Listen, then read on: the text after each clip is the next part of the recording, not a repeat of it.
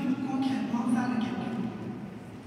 Ainsi, puisqu'ils seront assumés par l'ensemble des contribuables montréalais, vous conviendrez que ceux-ci sont en droit de savoir à combien s'élèvent les frais de cette entente et que ces derniers sont également en droit d'avoir accès au plan en question. En toute transparence et en guise de bonne foi, sans qu'on ait à passer par une demande d'accès à l'information, pouvez-vous nous faire parvenir les plans et budgets des développements pour l'ensemble du secteur Assomption Sud sur lesquels vous vous êtes basés pour prendre la décision d'accorder les dérogations à l'Union logistique plutôt que de poursuivre la bataille auprès de vos citoyens? Monsieur Guillaume.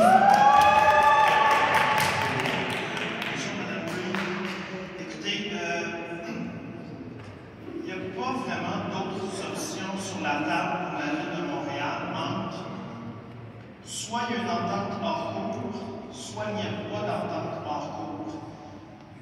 Une fois qu'on se fait refuser deux fois plutôt qu'une par les tribunaux, notre position de refuser d'émettre le permis, on n'est plus dans une logique où est-ce qu'on continue le combat juridique. Ce combat juridique-là, je l'ai porté, Laurence Lavigne-Lalonde l'a porté avec moi, Alias l'a porté, la PRS l'a porté. Lorsqu'on a perdu en cour supérieure, on a demandé à aller en appel, on a gagné le droit d'aller en appel, et ensuite, en cour d'appel, on a encore une fois perdu. Donc, une fois qu'on est rendu là, on n'est pas dans une optique de est-ce qu'on a une chance que Raymond Logistique quitte son terrain?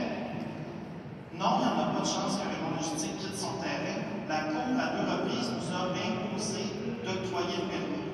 Donc, l'option qui nous reste, c'est, avec le très malheureux citron qu'on a, mais d'en faire la meilleure limonade possible, même si c'est très amer par moment. Donc, l'entente hors cours, présentement, Raymond Logistique, il peut faire plusieurs éléments et il n'a besoin d'aucune autorisation de la ville, mais l'entente hors cours permet des gains. Je m'excuse, je parlerai plus longtemps, mais même 30 secondes. Je termine très rapidement. Question complémentaire.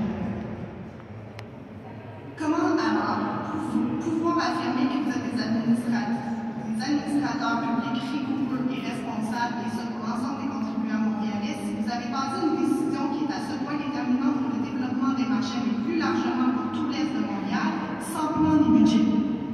Monsieur Pierre Lisardet. Raymond Logistique, il n'est pas tenu à maintenir sa lutte qui existe actuellement.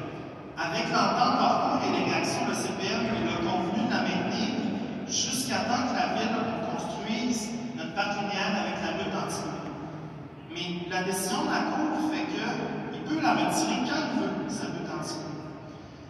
La décision de la Cour, sans entente avec la ville, permet à Raymond Logistique de ne planter aucun arbre sur son terrain.